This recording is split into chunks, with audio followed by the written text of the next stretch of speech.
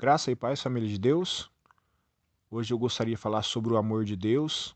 Vamos ter aqui como texto base o texto de Romanos 8, principalmente a partir do verso 31, porém vamos nos apegar mais ao versículo 38 e 39, para que nós possamos entender aqui o que o apóstolo Paulo tentou transmitir para nós, e é saudável para o cristão tentar extrair o máximo da essência daquilo que o autor realmente quis dizer para o seu público ali original, para que a gente possa aplicar na nossa vida de maneira correta.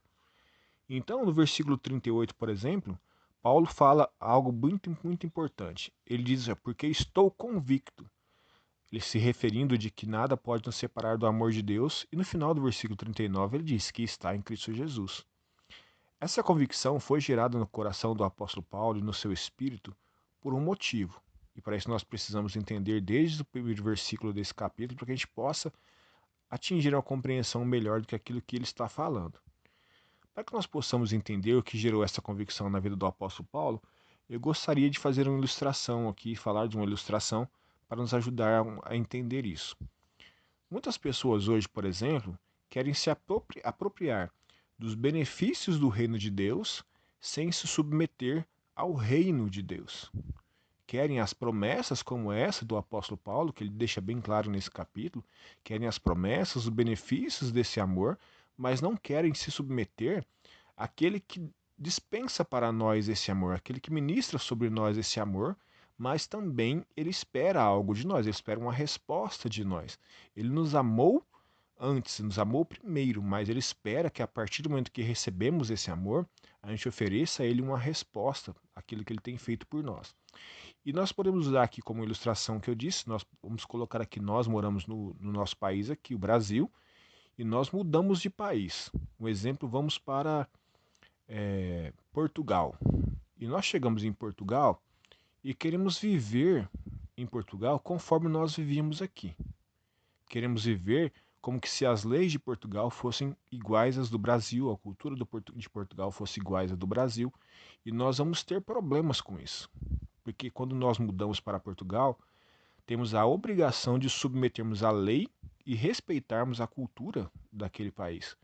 Quando nós desrespeitamos isso, principalmente quando nós falamos a respeito da lei, nós, além de não desfrutarmos dos benefícios que os cidadãos de Portugal vão desfrutar, nós vamos correr um sério risco de sermos penalizados por não cumprirmos a lei daquele país. Ainda que aqui no nosso país seja normal, mas lá não, nós agora estamos lá. Temos que viver de acordo com a lei de Portugal. Se não fizermos assim, vamos estar sendo penalizados ou prejudicados, deixando de ter alguns benefícios que aqueles que respeitam aquela cultura e aquela lei vão desfrutar.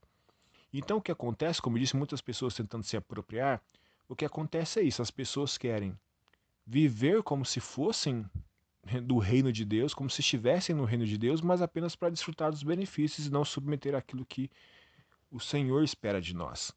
O apóstolo Paulo, como eu disse, começa esse capítulo dizendo algo muito interessante. Ele diz assim, ó, porque agora nenhuma condenação há para os que estão em Cristo Jesus. Ele está falando mais uma vez daqueles que estão em Cristo Jesus. Ele termina o capítulo falando do amor que está em Cristo Jesus.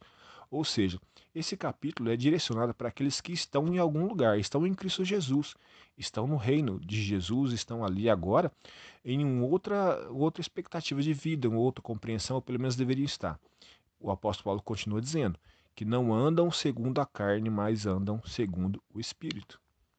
Ou seja, a isenção de condenação é para aqueles que estão em Cristo Jesus, e os que estão em Cristo Jesus submetem a Cristo Jesus não vivendo segundo a sua própria carne, mas vivendo segundo o Espírito. Quando fazemos parte do reino de Deus, nós temos que viver de acordo com a lei, né? E Paulo fala também da lei, muitas pessoas criticam essa questão da lei mosaica e tal, falando que não tem mais lei, que Jesus é o fim da lei. Tudo bem, nós não estamos mais debaixo da lei mosaica, mas o apóstolo Paulo continua dizendo nesse mesmo capítulo de Romanos 8, que agora nós não estamos mais debaixo da lei do pecado e da morte, se referindo à lei mosaica, mas estamos agora debaixo da lei do Espírito da vida. Ou seja, existe uma lei, existe algo que precisa ser respeitado. E Paulo diz no começo do versículo, do capítulo, que aqueles que estão em Cristo Jesus vivem segundo essa lei, vivem em Jesus e vivem segundo essa lei do Espírito e da vida. E muitas pessoas, como eu disse, estão tentando burlar essa regra, estão tentando ali se apropriar de coisas que só são direcionadas para alguém que bem específico que a Bíblia nos ensina. A Bíblia nos ensina que essa promessa de que nada pode nos separar do amor de Deus, que está em Cristo Jesus, é para aqueles que estão realmente em Cristo Jesus, que não andam mais segundo a carne, que vivem segundo o Espírito, que estão debaixo de uma lei agora, ou seja, de um conjunto de regras que é gerada pelo Espírito em nosso coração, e essa lei é gerada em nós, e Deus espera de nós que nós nos submetamos a ela, não como submetíamos, ou como algumas pessoas submetem à lei mosaica, por regras, por impostas ou por religião, religiosidade vã, mas Paulo está falando de vivermos debaixo de uma lei como expressão de gratidão, ou seja, a nossa nova vida agora, nós vivemos por causa daquilo que nós recebemos. Como eu disse, Deus nos amou. O apóstolo Paulo disse nesse capítulo que Deus não poupou nem seu próprio filho, como não nos dará com ele todas as coisas. Deus realmente nos abençoou, nos agraciou tudo em Cristo Jesus. E agora, se nós não entendemos isso, se nós não nos rendemos ao amor de Deus e não nos submetermos a essa lei do Espírito da vida, é porque nós não entendemos o Evangelho.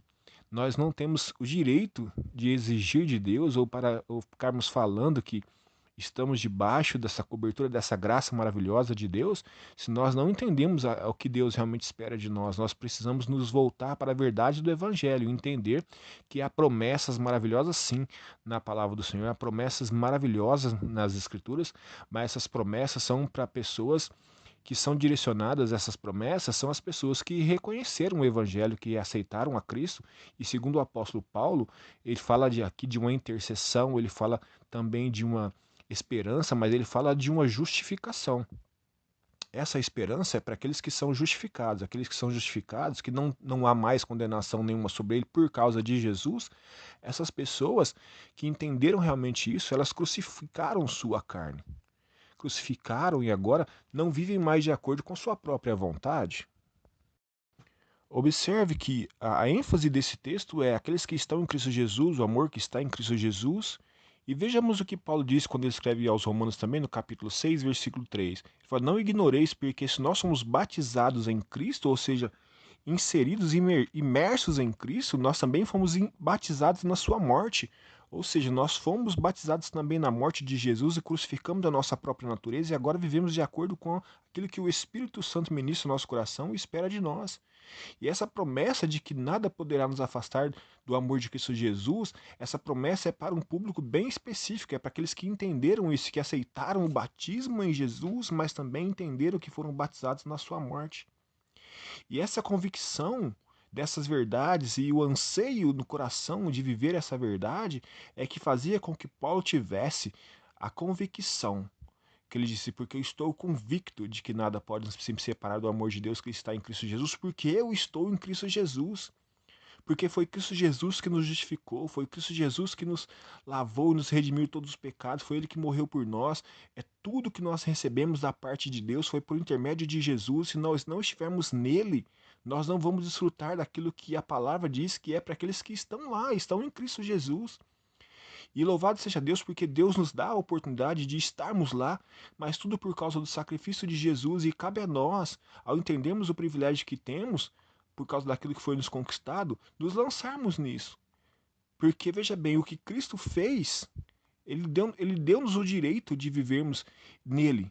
Mas crucificar a nossa própria natureza, aceitarmos ser imersos na morte de Jesus, é uma decisão nossa. Nós precisamos tomar essa decisão. Nós precisamos aceitar essa verdade sobre nossas vidas e crucificar a nossa própria natureza para que possamos, assim, ser isentos da condenação, porque nenhuma condenação há para os que estão em Cristo Jesus. Nada pode nos separar do amor de Deus que está em Cristo Jesus, quando nós realmente estivermos em Cristo Jesus. E estar em Cristo Jesus é viver também a sua morte. É negar a sua própria natureza, os seus desejos pecaminosos, e assim vamos viver toda essa promessa. E aí, quando estivermos nessa condição, estivermos em Cristo dessa forma, aí sim, como diz a partir do verso 31, nem anjos, nem potestades, nem o presente, nem o porvir, nem altura, nem profundidade, nada. Do versículo 31 em diante, Paulo dá uma lista imensa daquilo que realmente não pode. Ele termina, nada poderá nos separar do amor de Cristo, de Deus que está em Cristo Jesus. Mas não é por causa de nós, mas é por causa de Jesus. Se nós não estivermos em Jesus, nós não vamos desfrutar desse amor, não vamos desfrutar desses benefícios preciosos. E estar em Cristo Jesus é também estar na sua morte, é negar a nossa natureza, assim como ele negou, ele abriu mão da sua glória para vir morrer por nós. E a Bíblia diz agora, lá em 2 Coríntios 5, versículo 14, porque o amor de Cristo nos constrange, e entendemos se ele morreu por todos, nós também morremos, e agora a nova vida que vivo, não vivo mais para mim, mas vivo por aquele que morreu por mim. Isso é estar em Cristo Jesus, isso é entender o Evangelho, isso é nos rendermos às verdades bíblicas, e agora sim vivemos no reino de Deus, desfrutamos dos benefícios do reino de Deus, mas nos submetendo ao Rei, que é o Senhor de nossas vidas. Caso contrário, nós estamos sendo apenas meros religiosos, submetendo a dogmas e a costumes, mas não entendemos o Evangelho. Essa promessa de Paulo, que nós encontramos aqui, promessa de Deus descrita por Paulo, que nada poderá nos separar do amor de Cristo Jesus, é para esses que foram batizados em Jesus e também foram batizados na sua morte. Não dá para desassociar o Evangelho da cruz. Não dá para desassociar a vida cristã da negação da sua própria natureza. Mas eu louvo a Deus porque aqueles que entendem isso vão desfrutar de benefícios maravilhosos que não podem se comparar. Não podem se comparar com nada que nós possamos desfrutar aqui nessa terra, que a nossa natureza humana possa receber para ser saciada, porque nós sabemos que tudo o que nós precisamos está em Cristo Jesus. Redenção, justificação, santificação, salvação, regeneração, tudo está em Cristo Jesus e fora dele não há salvação. Então que nós possamos ser encontrados nele, como Paulo disse que desejava ser encontrado em Jesus, nós também devemos ser encontrados nele, porque é lá que nada pode nos atingir, é nele que não há condenação, é lá em Jesus que nada pode nos separar do amor de Deus, porque o amor de Deus está em Cristo Jesus. Amém? Eu gostaria de fazer uma oração por nós nesse momento.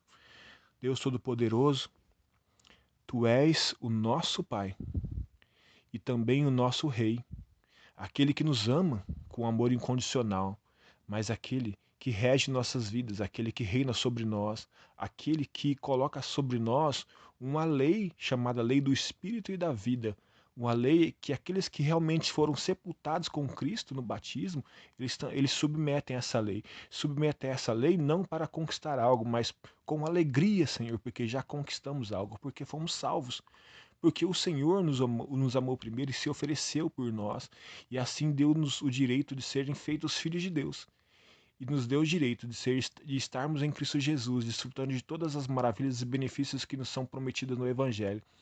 Que essa graça enche o nosso coração de alegria, que o nosso coração cheio de alegria, ele expresse essa alegria dos nossos lábios, que nós possamos engrandecer o nome do Senhor, bendizer o Senhor a cada momento, e que também nos leve a ser uma vida de arrependimento, uma vida de compreensão daquilo que quem o Senhor é e quem devemos ser em Ti, e que a graça do Senhor nos fortaleça para que haja sempre em nós uma conversão a cada dia, uma mudança de mente, uma mudança de valores, uma mudança, Pai, de atitudes, por causa daquilo que nós temos como maior privilégio de estarmos em Cristo Jesus, aquele que é santo, aquele que é puro, aquele que é justo e aquele que se ofereceu por nossas vidas, mesmo quando nós não merecíamos nada. E o nosso coração se alegra certamente, os nossos lábios se enchem de louvor e entoam cânticos de adoração ao Senhor, porque nós recebemos tudo, sem que nós merecêssemos nada. E agora o que nos resta, Pai, diante dessa tão maravilhosa verdade, a não ser nos submetermos ao Senhor e aceitarmos, Senhor, juntamente com Cristo, sermos sepultados na morte dele, para que tenhamos a vida dele, a vida que nos conduz ao Senhor, ao Pai. Em nome do seu Filho amado, nós oramos gratos ao Pai por tudo que tem sido feito. Em nome de Jesus. Deus abençoe sua vida, Deus abençoe o seu lar e a sua família. E que todos nós possamos ser encontrados em Jesus, estarmos nele, vivendo nele, e para que possamos, sim, desfrutarmos de tudo aquilo que nos foi prometido, mas também estar nele como uma expressão de que entendemos o Evangelho, entendemos a vocação de Deus, o chamado de Deus para nossas vidas a partir do sacrifício de Jesus. Deus abençoe em nome de Jesus.